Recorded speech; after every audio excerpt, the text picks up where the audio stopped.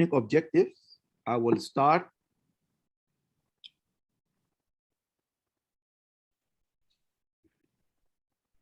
by this introduction. We've seen from nephrotic syndrome, and we've seen from acute kidney injury presentation, Dr. Rashid presented with all the tubular diseases, the glomerular diseases, that there is a signature of the glomerular disease in the clinical presentation.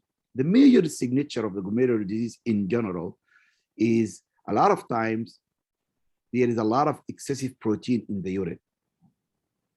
And then the sequence of events happens. Could it be resulting in acute kidney injury, or could it be resulting in nephrotic syndrome? The other face of the coin is the tubular diseases, which is, if you remember, the glomerulars, filtration to the tubule. Now it is the job of the tubule to claim back all these filtered substances, fluids, and nutrients that the body will need. So any tubular disease will have mainly problems of the tubules that it's supposed to do, which is mainly the reabsorption of certain electrolytes, the control of the acid-base balance, and also, as we're going to see, that certain diseases can happen, such as hypertension and chronic kidney diseases in these tubular dysfunction or tubular diseases. Therefore, the clinical presentation of the tubular diseases is very wide. It can present early in life, and we've seen it in neonates sometimes. And as we go during life, in the first few months of life to few years of life, and sometimes late presentation in early adulthood, that can happen. Most of the time, and we like you to remember this about the tubular dysfunction, most of the time, or a lot of times, there is a genetic cause that can be attributed to these tubular diseases. However, we've seen and we know that there is sometimes acquired forms due to other diseases, as we're going to see, or due to medications. You have to remember that certain medications we use as physicians to treat certain problems, and specifically diuretics, their main job is to block the normal function of the tubules. So in other words, they create for us a disease-like presentation if we use it without medical care. So you don't over-the-counter use them, people use these medications, or if these medications are used to treat other conditions, we have to remember that the side effects of these diseases, of these medications, can present as a clinical presentation. Yet, a genetic mutation in that transporter that the medication is working on can give you a disease presentation. So the presentation could be as wide as electrolyte abnormalities, whether this electrolyte is sodium, potassium, or there's chloride, magnesium, phosphate, calcium, and so forth. It can be due to a defect in the concentrating abilities of the urine. So patients might develop dehydration, as we see in diabetes insipidus presentation. Patients do have a problem from a nephrological cause in the response of the antidiuretic hormone. This patient can present with severe dehydration. Metabolic acidosis can be the presentation for these patients, because part of the responsibility of the kidney is to control the balance of the acid-base in the kidney, whether it's proximal tubular, whether it's distal tubular, and we're going to dive in a minute in this topic in few minutes. Or it could be alkalosis. A lot of times we think about acidosis and we forget alkalosis, as we think acidosis is more important, yet alkalosis can be of clinical significance and have a significant presentation and side effects in the whole body. The importance of alkalosis and acidosis balance, you guys, if you remember from your education, there is a respiratory component and there is a metabolic component. Whenever we're talking about the kidneys, we are talking about the metabolic component of the acid-base balance. The respiratory is due to lungs and due to other diseases, pulmonary diseases. The metabolic, the kidney is of a critical place to control the acidosis.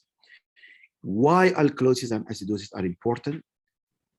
Because almost all our enzymes that works in our body, and specifically in children, are pH dependent.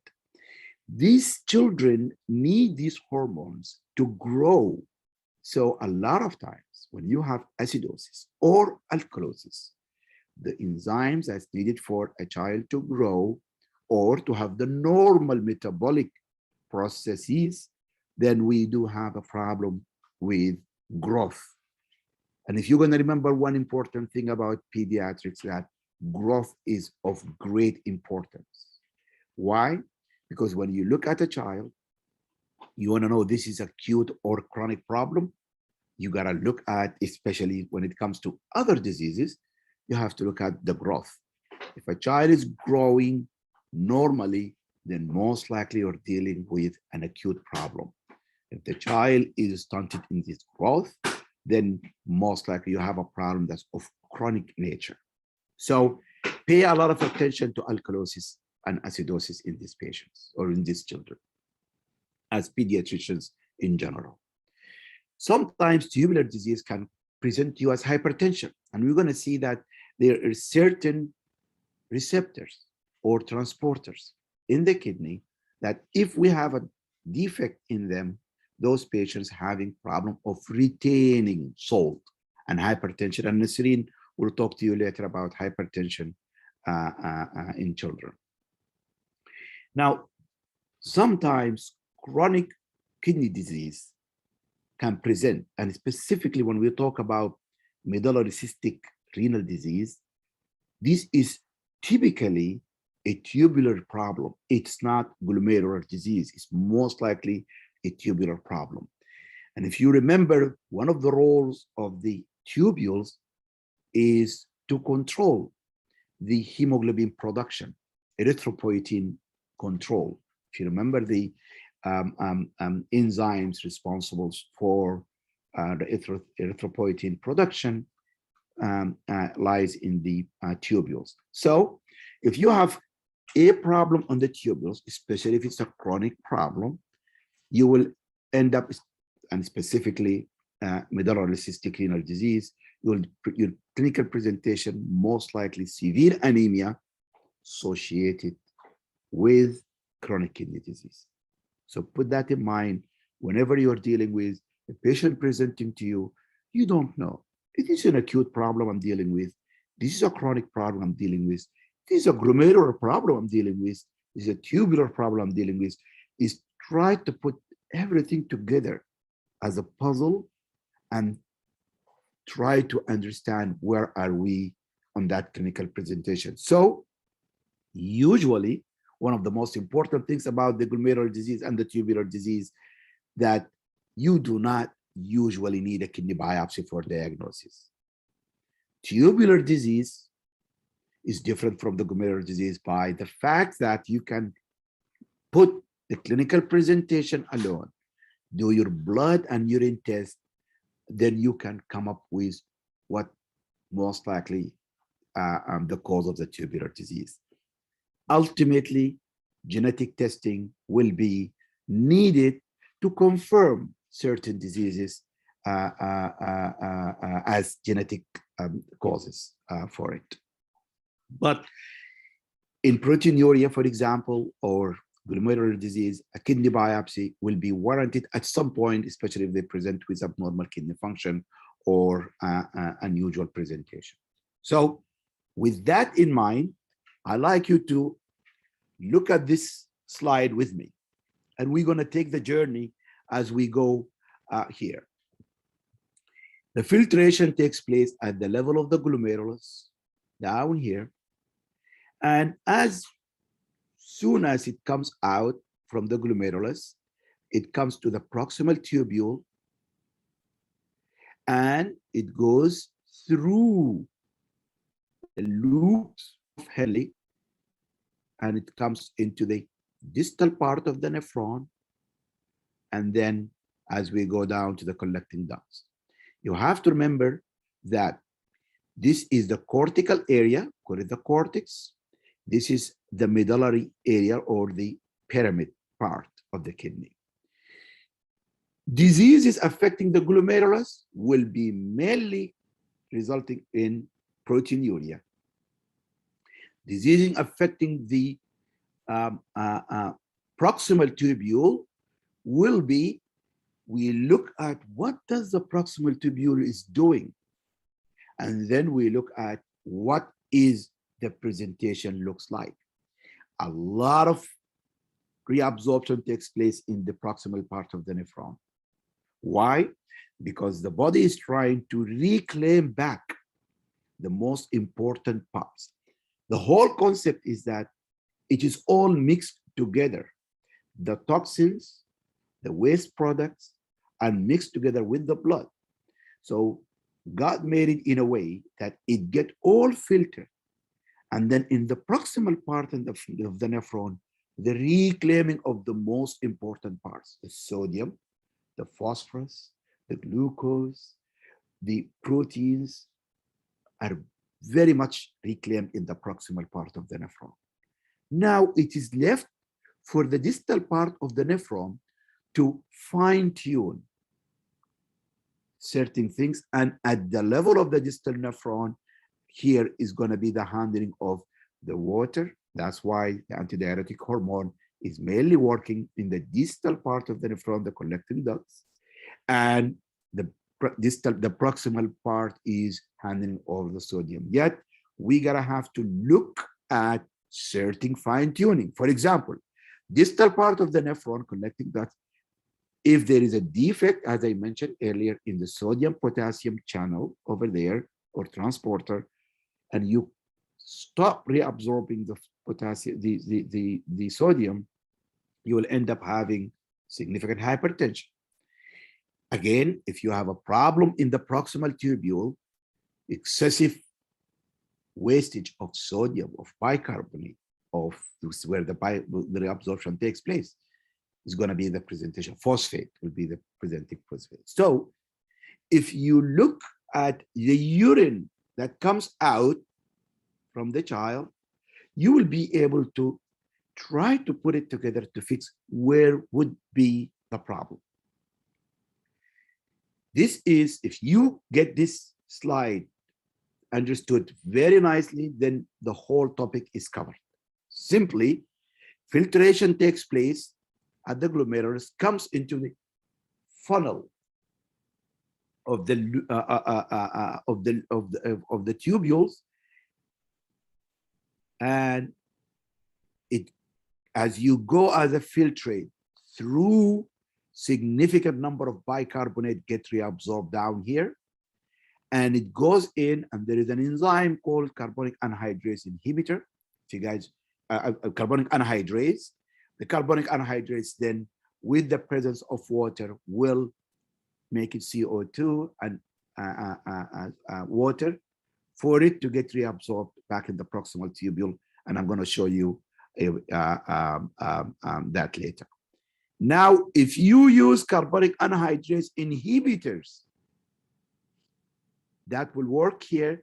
You will have a proximal tubular diseases. And there is genetic diseases that can cause carbonic anhydrase inhibitors, and there are medications that we use that can give you carbonic can cause carbonic anhydrase defect.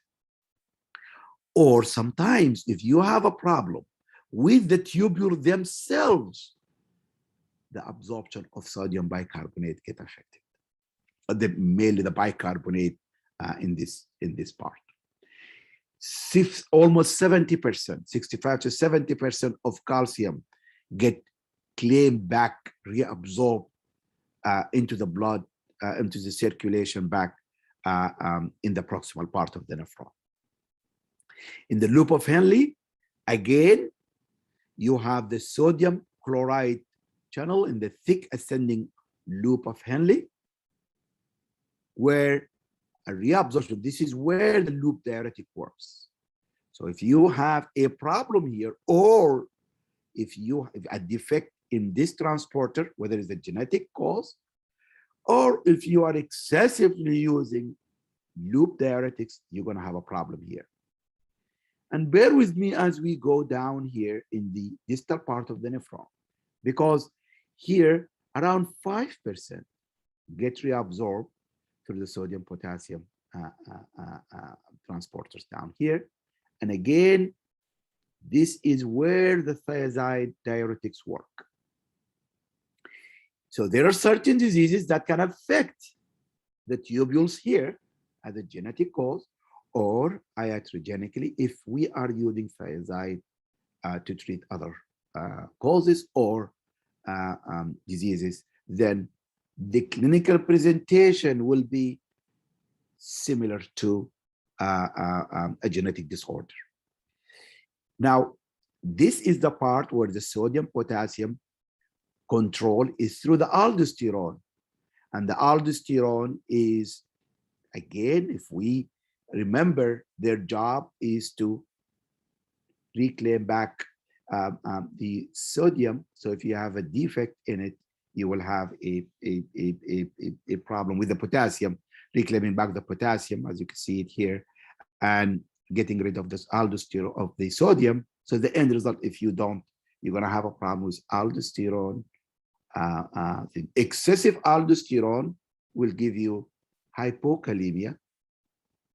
And if you guys remember that if you have diseases in aldosterone, or if you have used potassium sparing diuretics, the potassium secretion will be affected and the patient can present with hyperkalemia.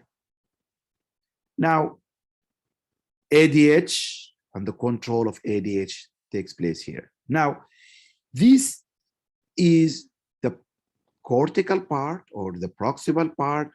The medullary part is here for the concentration. And here the water goes in and out according to the demands of the antidiuretic hormone or the medullary concentration and osmotic gradient.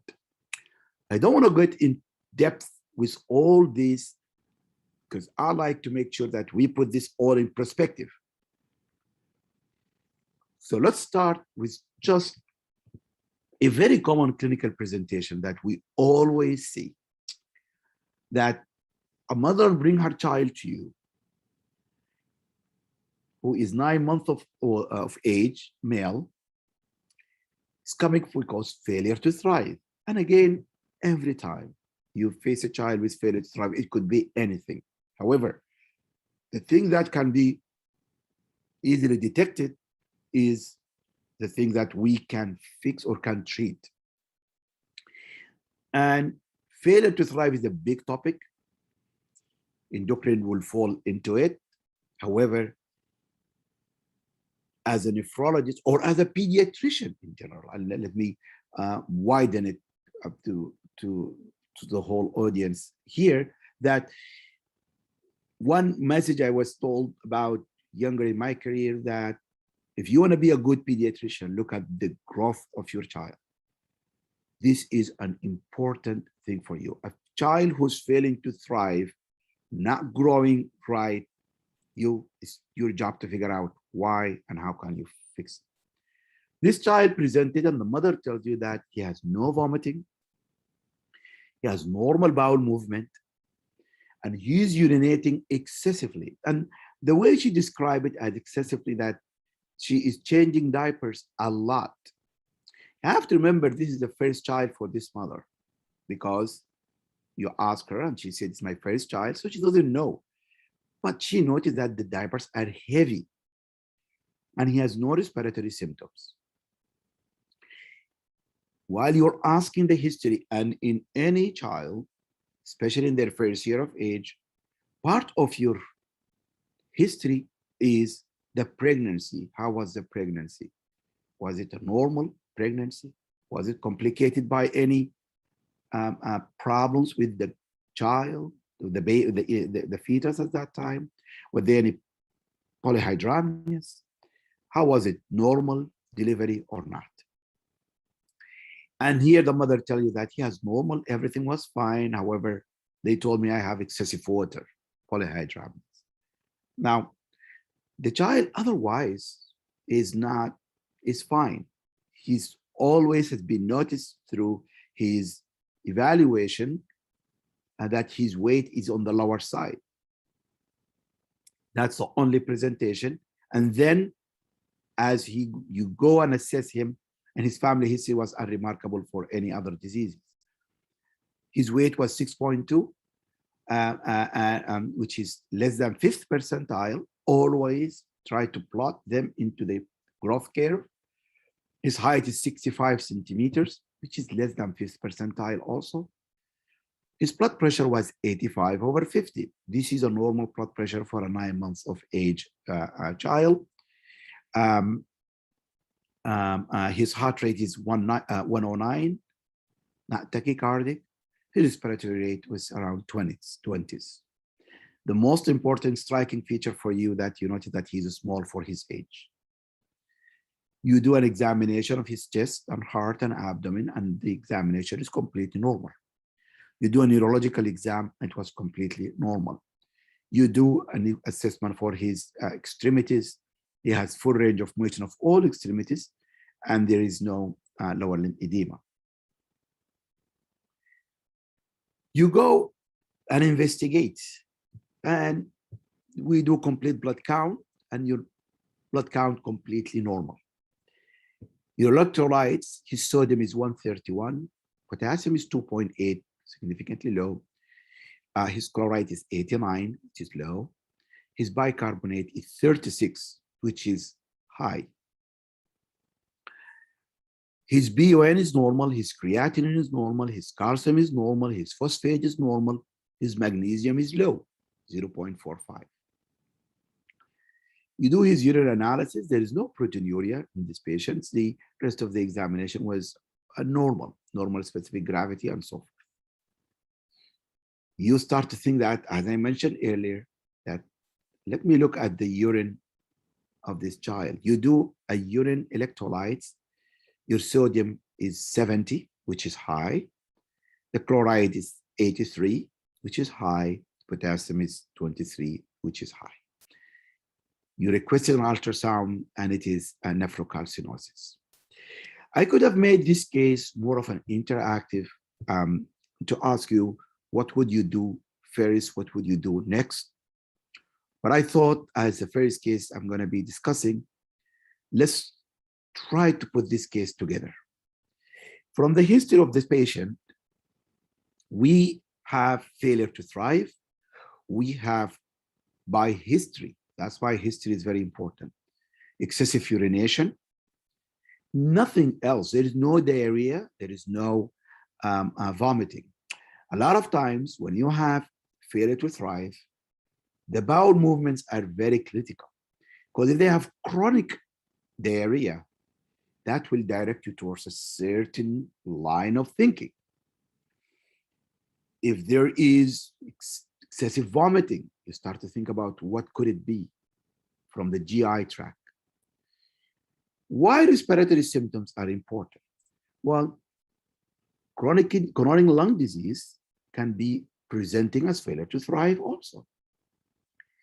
Now, you put this together with, from the history, polyhydramnions during pregnancy, and then you come failure to thrive here, and excessive urination down here, normal blood pressure, and no other finding, no proteinuria.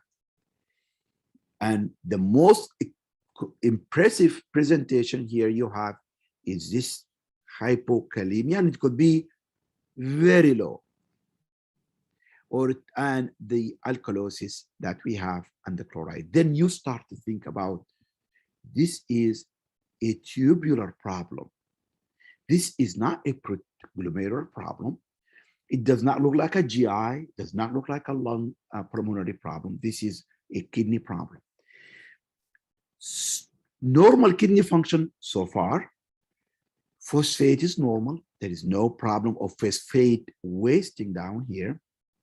But I have a problem with magnesium here, low serum magnesium. Now, excessive sodium to this degree and excessive potassium. This will direct you towards, I don't know if you can have the chat so you can give me your feedback. Can you text in the chat to see what you have in mind, so at least we can see your response? Excellent. So significant number of people have nailed the diagnosis, which is Bartter syndrome, and there is some of you mentioned type 2 renal tubular acidosis, which is exactly the reason I put this patient as there. Some people put Gitelman syndrome versus Bartter syndrome. Excellent. This is a very good start for our discussion. So this patient did depict the presentation of Bartter syndrome. And sometimes we don't think it's that common, but trust me, it is common. It is relatively common, especially if you don't pick it early in life. These patients usually, an autosomal recessive, there is different types of it. And I do not want to dig into the types of Bartter syndrome.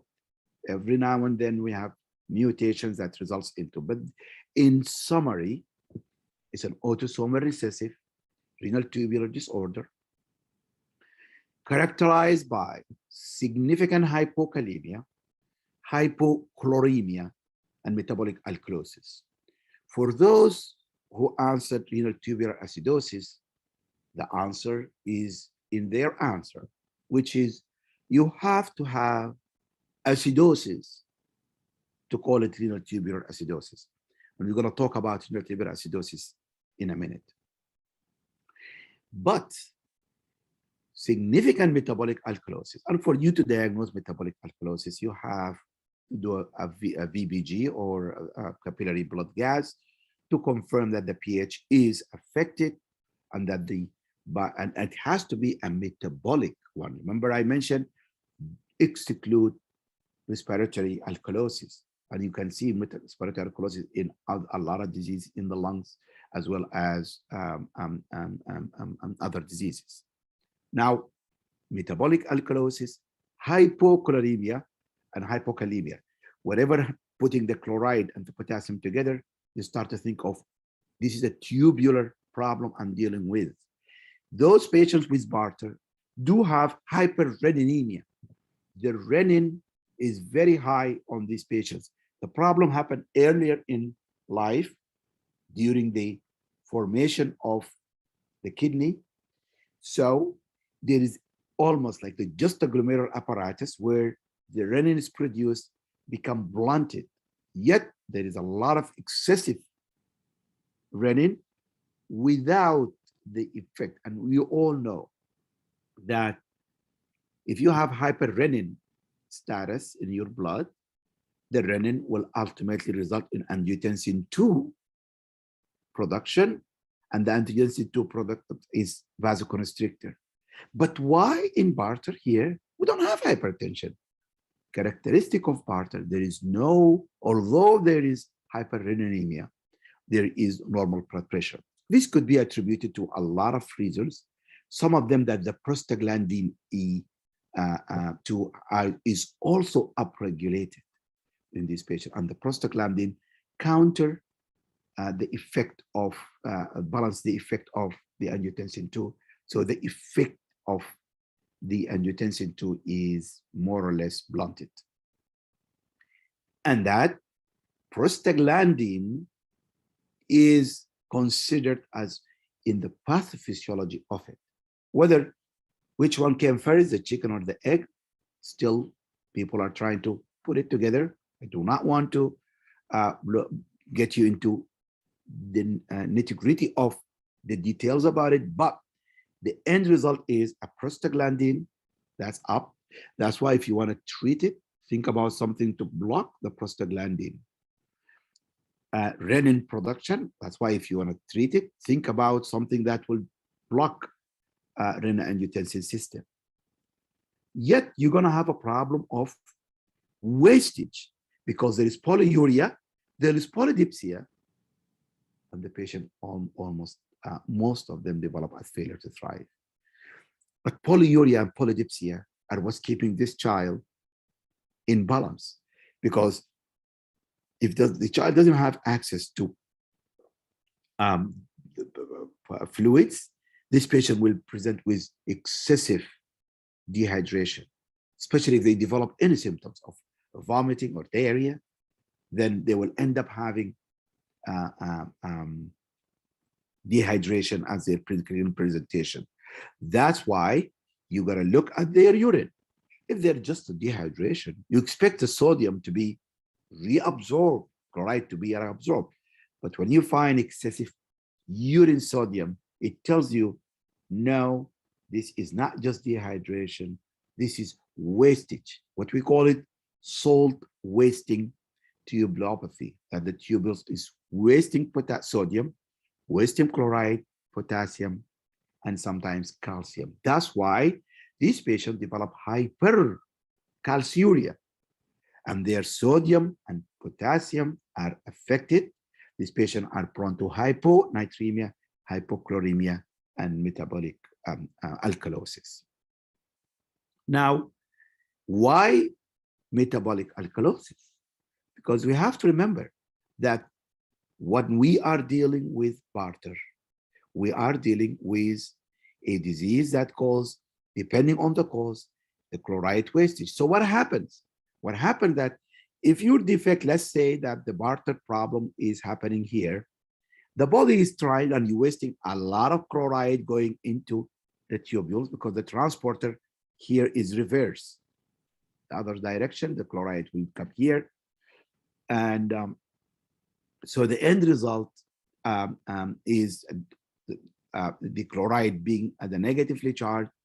The body is trying to reclaim back a negatively charged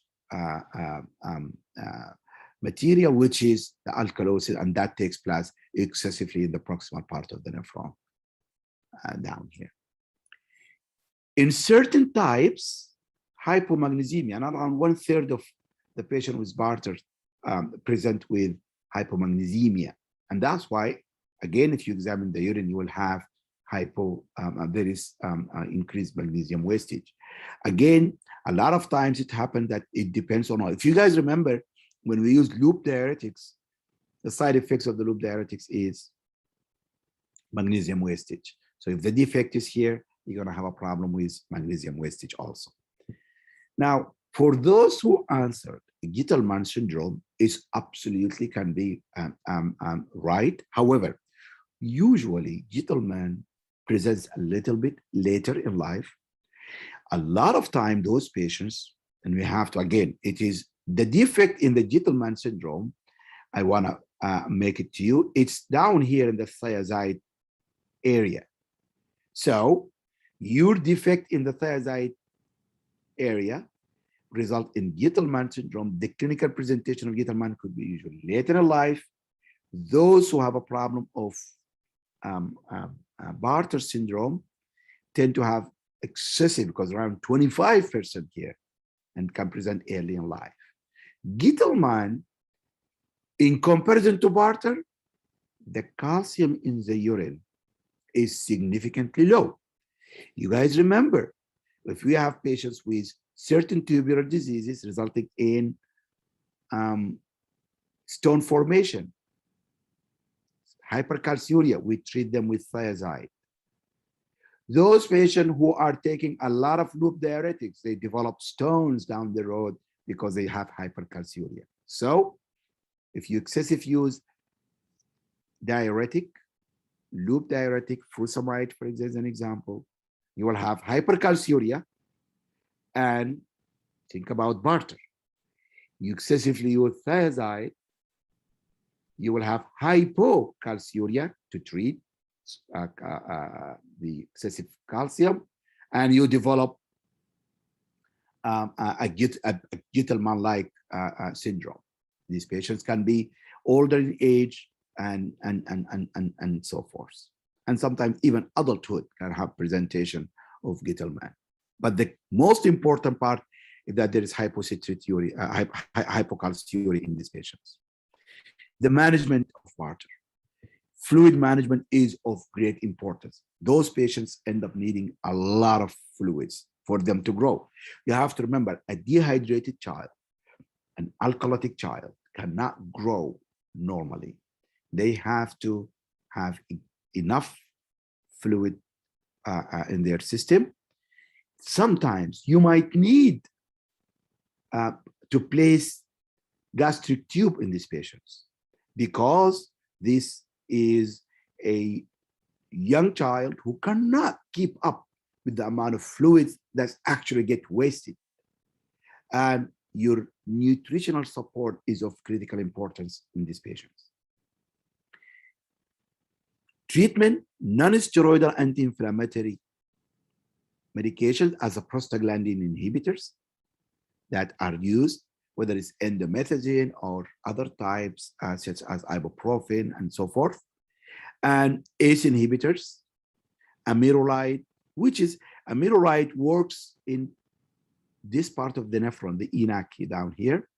Spironolactone works down here to spare the potassium on these patients.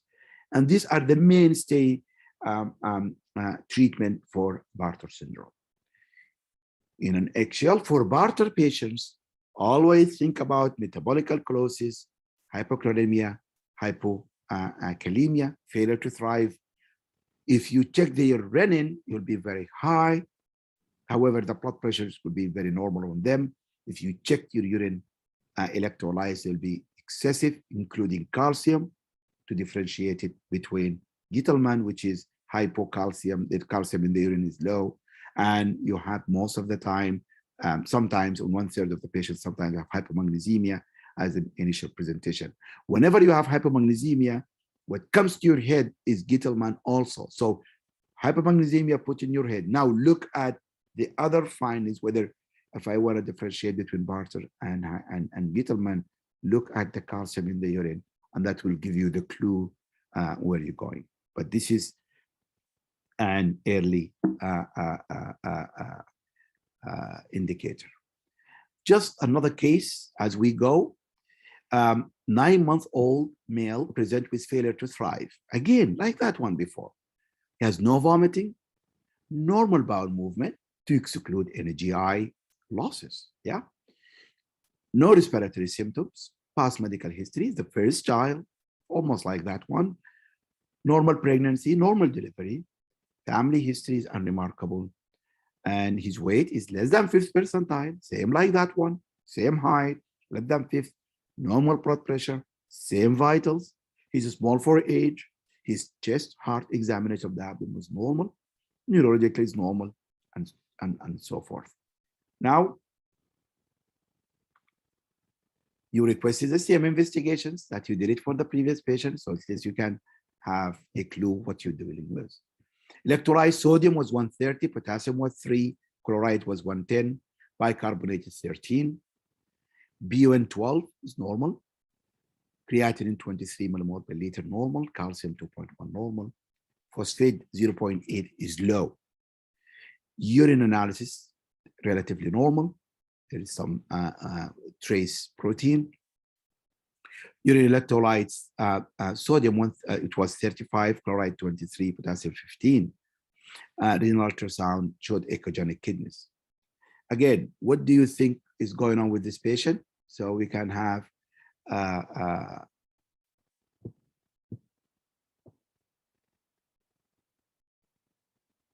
some people said RTA, CKD, RTA. So we are, most of the people, and the people are very, this time are very conservative. They said RTA. They did not tell me what type of RTA proximal, except one person said Fanconi and one person said type 2 RTA. Now people are more into it. Exactly. So let's just take it from here. This patient is presenting with renal tubular acidosis. And there are 3 forms of renal tubular acidosis that I'm just going to discuss with you. That the proximal part, which is called type 2 RTA. And a lot of people think, why the proximal is called type 2? They like to confuse us. We think the proximal should be 1, the distal should be 2, and then whatever 3 and 4 should be there. However, when they discovered this type of this RTA, the first one was discovered was distal part of the RTA, renal tubular acidosis. That's why they call it RTA at that time. Then they discovered the second one, which is the proximal after that. Then they relabeled the first one as to be type 1, and this one is type 2. And then sequence of event took place. People labeled type 3 RTA, which is the one that involved the carbonic anhydrase inhibitors. And they found that carbonic anhydrase can work in different parts of the nephron, proximal of tubule. And lately they found that, no, we are not going to deal with the type 3 because type 3 can be either proximal, it can be either distal. So we're not going to, they omitted the diagnosis type 3. And that's why you're not going to find type 3 as present. You're going to find type 4, which is the hyperkalemic one. The hyperkalemic one is an aldosterone effect down here. Remember, hydrogen ion transporter here is going to be affected, which is, again, can be related to aldosterone or a defect in the hydrogen ion secretion. This is type 1. Or if you have an aldosterone effect, then it becomes type 4 because now potassium is also affected. Now, the proximal part, this is when we talked about, if I have a defect in the proximal part of the nephron, and one person said Fanconi, which is exactly what the common cause of the proximal tubulopathy or proximal tubule defect is Fanconi syndrome. And the distal part is the hydrogen ion excretion is affected. Now, what happened in metabolic acidosis? Why it is of importance for us to know what's the role of the kidney? Well, under normal physiological circumstances, it is the responsibility of the kidney for the buffering of the acid that accumulate in our bloodstream every single day, continuous 24/7. And usually the titrable acids that we can measure is usually around 2 milliequivalent per kilogram per day. For children, could be even higher depending on their metabolic rate, which is the amount of acid load that comes into the system. Then this is the responsibility of the kidney to excrete it in the distal part of the nephron, in the distal nephron. In adult, their growth is kind of little bit done, so they almost have 1 milliequivalent per kilogram per day. And that's why acidosis is not of great importance for adults. Yet it's important, but for children, as I mentioned, because they are growing, all these growth enzymes, all those materials will be affected because of the pH of the patient, especially if they're acidotic.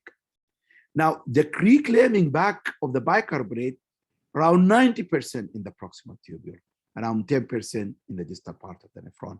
Again, carbonic anhydrase is the mechanism that it gets reabsorbed with. And the kidney excrete hydrogen ion in the distal part of the nephron, as the amount will come back again, how much you have. It cannot excrete it directly.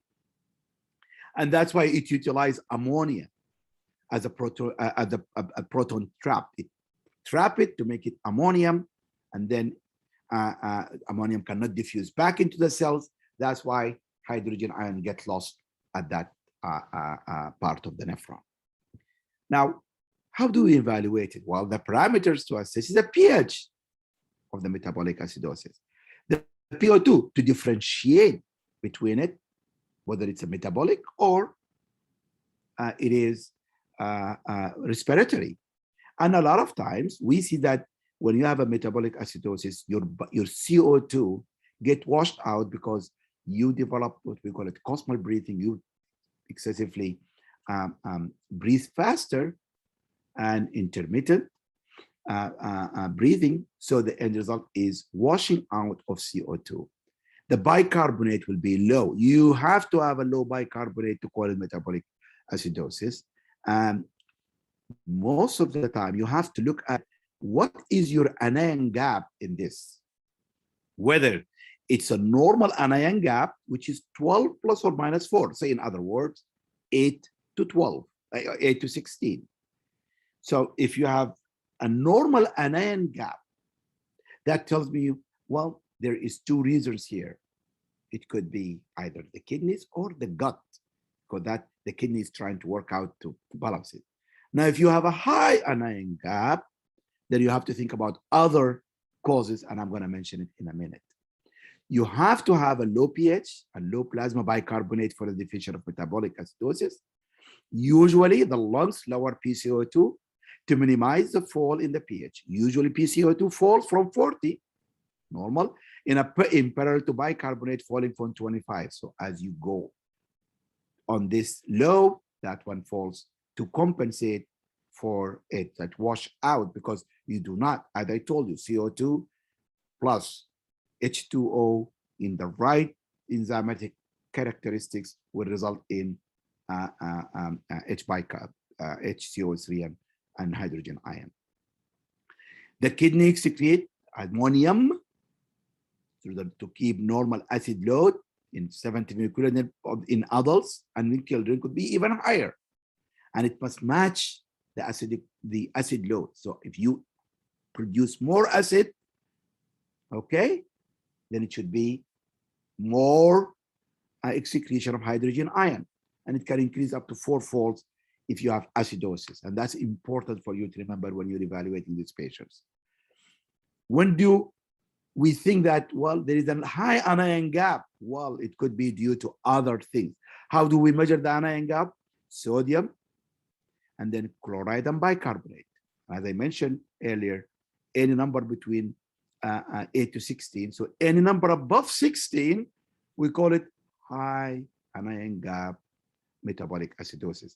And a lot of causes can give you this: methylurinemia, diabetic ketoacidosis, formaldehyde, inborn error of metabolism. This is important for young babies who are coming to you, iron intoxication, lactic acidosis, as in patients inserting inborn error of metabolism, or lactic acid affection, especially in patients with cardiac dysfunction, ethanol glycol, salicylate poisoning, and it can go from, in salicylate, it can go alkalosis, acidosis, as you guys remember that very well.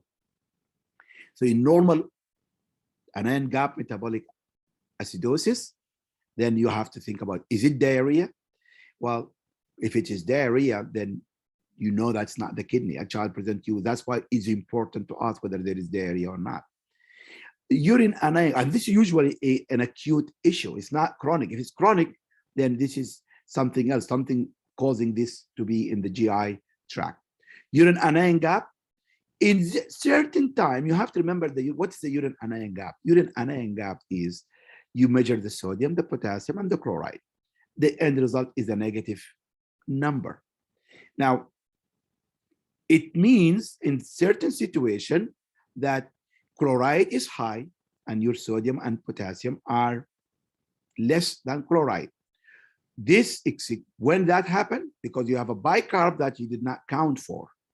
then you know that there is a negative number. Now, the problem that if you have a positive number, that means what? That means sodium and potassium are high compared to the chloride, which is negative. That means there is no room for the hydrogen ion to come. That means there is no excretion of hydrogen ion into the urine. That would be the problem of the distal part of the nephron. Now, in the renal tubular acidosis, the proximal part, if it is due to proximal part, can occur as a tubular defects, as we said, and usually occur acetazolamide, as we mentioned. These are the inhibitors for carbonic anhydrase. Urine pH may be normal. Why? Because it could be alkalotic, depending on the threshold. That if you exceeded your threshold, the carbonate can come down. But if you reach the threshold, it can be normal because you're not there. And the distal part of the nephron is normal, and it will be able to acidify the urine. It could be normal acidification of the urine or an alkalotic part. We have a problem in the distal part in your, if you to make in the bicarbonate in new one. But I do not want you to concentrate on this part. I want you to look at the proximal part defects is isolated bicarbonate wasting, and it is usually rare, usually part of the proximal tubule defect. And the Fanconi syndrome is what is the presentation symptoms.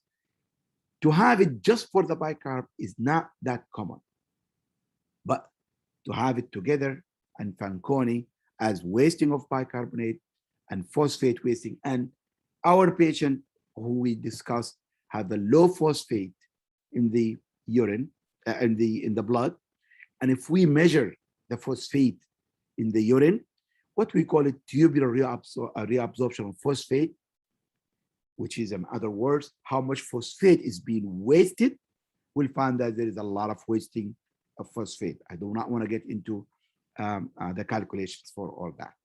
Those patients, as I mentioned, the proximal part is responsible for glucose reabsorption, amino acid, and uric acid. So that's why you have a defect in phosphate, glucose, amino acid, and uric acid also. Major causes of type 2 RTA could be primary, which is not that common, inherited Fanconi. What can cause Fanconi? Cystinosis, hereditary fructose intolerance, different diseases, glycogen storage disease, Wilson disease as the liver copper metabolism, Lowe's disease.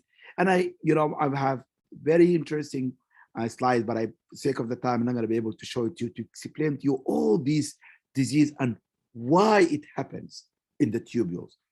Maybe one day we'll talk about it more in depth, but because of the time, I want to be focused on what you're going to see at presentation for those patients. Acquired disorders, hypocalcemia, vitamin D deficiency has been shown to be associated with type 2 RTA. Drugs, certain medication, toxins, and outdated tetracycline, lead, mercury can give you defects in the proximal tubular, and Sjogren syndrome can be one of the rheumatological causes for proximal tubulopathy. And sometimes I have patients with FSGS do have proximal part defect. So can be a mixed forms of tubulopathies in certain glomerular disease. Do not want to confuse, and let's focus on type 1 now. The defects in the distal nephron associated with hypercitraturia and nephrocalcinosis and nephrolithiasis. This is the one that we know it could be sporadic or could be hereditary. There is familial form, Marfan's, Wilson disease, Ehlers-Danlos syndrome has been associated with distal part of the nephron. The characteristic part is those patients develop nephrolithiasis.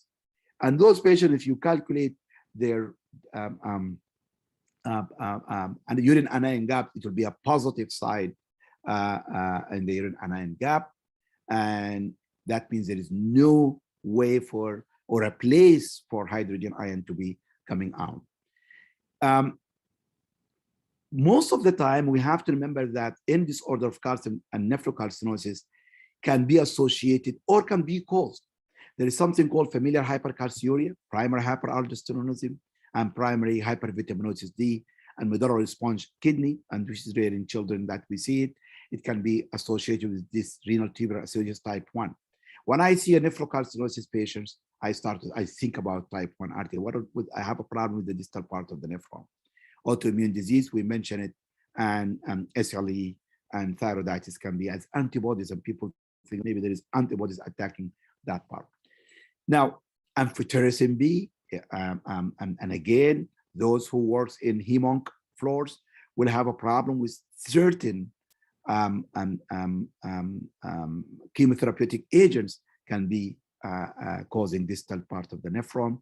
And sometimes lithium, we know as part of the medication used in psychiatric treatment. Urinary tract obstruction can be associated, but associated with hyperkalemia is usually a distal part of the nephron, and that's type 4 RTA, sickle cell syndrome, lupus. Any marked volume depletion of any cause can give you type 1 RTA. However, type 4 associated with hyperkalemia due to either to hypoaldosteronism or tubular resistant to aldosterone. The causes are mild to moderate renal insufficiency, especially diabetic nephropathy patients, obstructive uropathy patient with posterior valve, obstruction, any kind of obstruction can give you type 4 renal tubular acidosis. And if you want to remember type 4, it is the cousin of type 1. However, the defect is in the aldosterone, and you have a problem with potassium excretion. Sometimes congenital arterial hyperplasia have to be, you think about it, and tubular interstitial nephritis is there. Just a look fast because of the time. If you look at the distal, usually decreased distal acidification, the pH of the urine could be more than 5.3. And in the proximal part, it could be more than 5, but it could be, according to threshold, could be low. Patient with type 4 usually less than 0.5 because they have a problem with aldosterone only there. So they're able to acidify the urine. Now, the plasma bicarbonate will be very low. Most of them, they can be low, and you cannot differentiate only by volume, but it can be very low in certain diseases and so forth, but if untreated. Now, in patients, if you want to see how much actually I'm having a problem of it, you can give bicarbonate load, and if the bicarbonate load, if you give small doses and it correct it, then you're dealing with either type 1 distal or type 4. For proximal, you need big, huge doses for you to have it. Nephrocalcinosis is characteristic of type 1, but it can happen in the other ones, but not characteristic for them. يا دكتور أبو بكر. Yes. الشباب ده بدأ انك تقف كلها في التعليقات يا اخي ارجوك ما تقف ارجوك ما تقف فكلهم شغالين كده فتيك يور تايم يعني. الدنيا برا مطر والشوارع مويه فما عندنا حته نمشي فيها. Okay, but I don't want to be boring for them. لا والله بالعكس it's very very interesting والله بصراحه يعني حتى شوف الناس كلها بصراحه ما انا برايي بصراحه it's very nice والله حتى انا مستمتعين والله فبالعكس don't rush والله بصراحه يعني. Okay, so when to suspect renal tubular acidosis? Whenever I have a normal non-anion gap metabolic acidosis, you look at your sodium minus chloride plus bicarbonate. If it is 12 plus or minus 4, in other words, any number below 16, let me just put it to you as simple, any number below 16. If it's more than 16, then there is an anion gap. It's less than 16, you have a normal anion gap. Your differential diagnosis, ask the patient about diarrhea. Do not just assume it's renal tubular acidosis. Because I just mentioned, sometimes just volume depletion itself can give you distal renal tubular acidosis. And lactic acid production, all that can happen, and it can be falling into the dehydration just not there. It's almost like 15, close to 16, but you cannot detect it based on just a number. Must confirm that the patient is acidotic, and that's why a CBG or an ABG or a VBG can be of help for you here. If the patient has acidotic pH and a normal anion gap metabolic acidosis without clinical diarrhea, then renal tubular acidosis is likely that's what you are dealing with. What do we test? Urine anion gap, as I mentioned, sodium plus potassium, the positive one, minus chloride. If the number is negative number, patient is acidifying the urine normally, then there is no distal renal tubular acidosis. Simply think about, if you have so much negative, that means there is something I'm not measuring, which is positive. Then this is a hydrogen ion. And simply, this patient does not have distal RTA. For example, if your urine electrolytes reveals urine sodium minus is 40, urine potassium is 25, chloride is 100, then 65 minus 100 yields a negative number. Distal tubular is not present because the difference is, it's a negative charge. The difference is coming from the ammonium as hydrogen ion. We don't have a way to test the unmeasured ammonium. And there is a lot of tests that in clinical practice is not applicable. Therefore, we go to the back door to measure the urine electrolyte in a very simple way. It's not require any further testing. Any lab specified can help with that. Urine pH, if you guys remember, I mentioned about the threshold, whenever there is a threshold or not. However, it's less helpful than the urine anion gap. But remember that the distal part, which is type 1, those patients under any circumstances cannot acidify their urine properly. That's why their urine pH most of the time is above 5.5.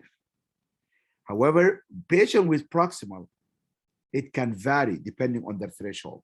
If they reach, before they reach the threshold, if they get to bicarb, you check their urine, the urine will be alkalotic.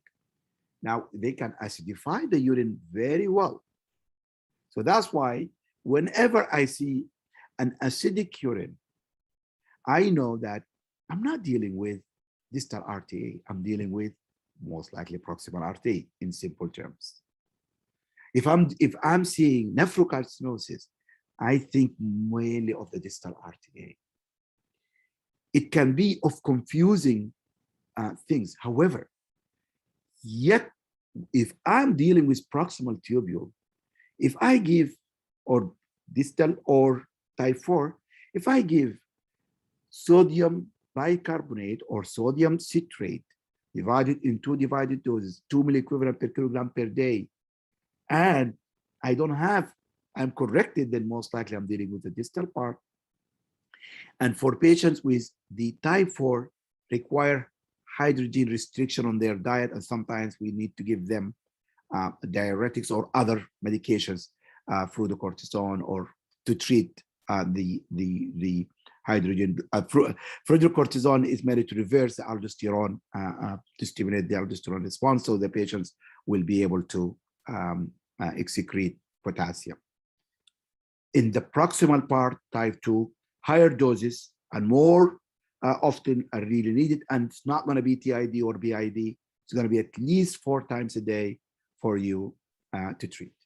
So excessive higher doses, you're dealing with proximal, and you have to remember that the proximal, think about Fanconi, think about what causes Fanconi. Commonly, cystinosis. Cystinosis is a disease that affects the tubular transport of certain amino acids within the tubule. A defect genetically can cause this crystal, we call it cystine crystal deposition, resulting in a defect in the patient. These patients develop with marked acidosis, acidosis in those patients, and they end up sometimes developing chronic kidney disease. And for you to figure out those patients, you need to think about them from the beginning before they reach to that, because there is treatment for cystinosis that we can slow down the process of proximal tubulopathy and Fanconi syndrome. In summary, type 1 distal, and long time ago I stopped. I was confused, type 1, type 2. I start to think about it as, is it a distal, is it a proximal, and is it hyperkalemic type?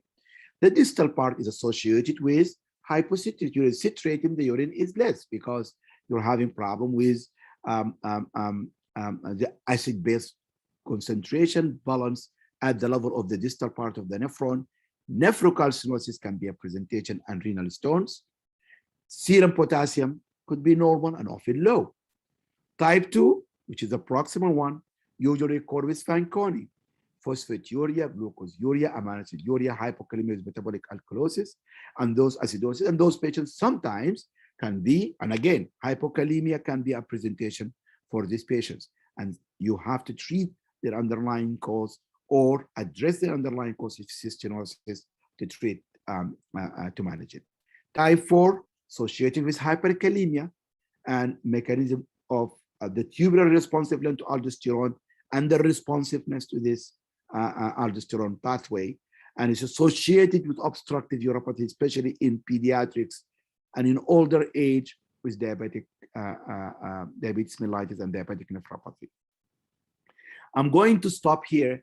I have more to give on this topic, on telling you about exactly what happened at the tubules when they are dealing with these diseases.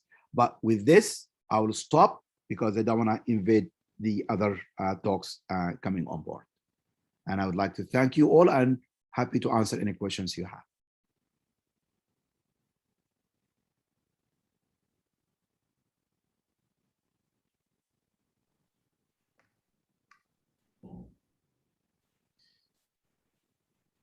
Are we going to ask questions now or later? What's the plan for that?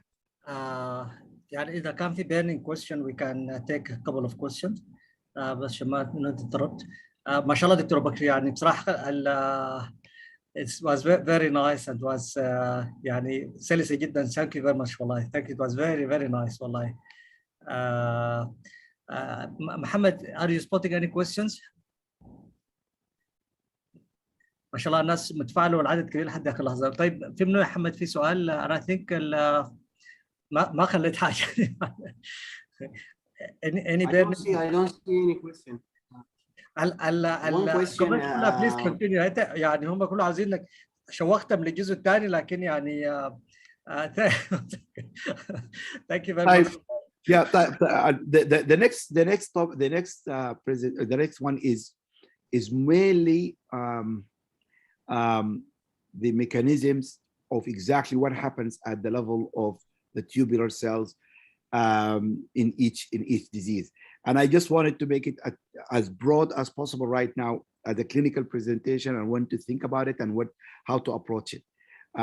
If there's a need for the next one, I'm happy to do it at any other time, but I don't want to affect the schedule that we have. But it's a continuum of the topic, which is it's a Fanconi, and I will talk about Fanconi by itself and what happened each disease that result in Fanconi. It's very interesting to just understand, to put it together on them. احنا ناخذ وعد منك تورجنايز انذر توك، يكون نخليك يوم كذا براك كذا ان شاء الله باذن الله مع الشباب. وان شاء الله يعني محمد بالله بليز يا محمد طبعا ما شاء الله منظم لنا الامور كلها، يعني ما شاء الله عليهم. ان شاء الله for sure ان شاء الله دكتور ابو بكر ان شاء الله we will invite you ان شاء الله in a separate lecture to give us these important topics. أنا شايف كل attendees they are very enjoying much. They are thanking you so much. There is one question actually about nephrocalcinosis either in type 1 and type 3 parter. If there is nephrocalcinosis in all of them. This is just one question. I can spot it here. So exactly. So we talk about barter. and specifically the different type of boutters.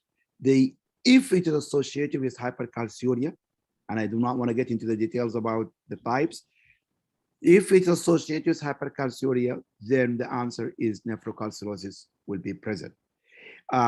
For patients with distal RTA, the mechanism is a little bit different, which is because of the concern about the citrate concentration at the level of the distal part of the nephron, that when the reabsorption takes place, it's left with functional hypercalciuria, more or less, because the citrate is supposed to balance or chelate the calcium. So the end result is this in the distal part, stone formation and nephrocalcinosis. And a lot of times, nephrocalcinosis and stone formation. Yet, in certain types of proximal tubulopathy, it depends on where is the problem, you can develop nephrocalcinosis. So nephrocalcinosis is not absolute. For example, in certain diseases, called dent disease or Lowe's, those do end up having nephrocalcinosis as part of their, and they are proximal tubular, yes. And they have tubular dysfunction that's associated with proximal tubulopathy. I think Dr. Rashid, if there is no other question, we can move to the next topic.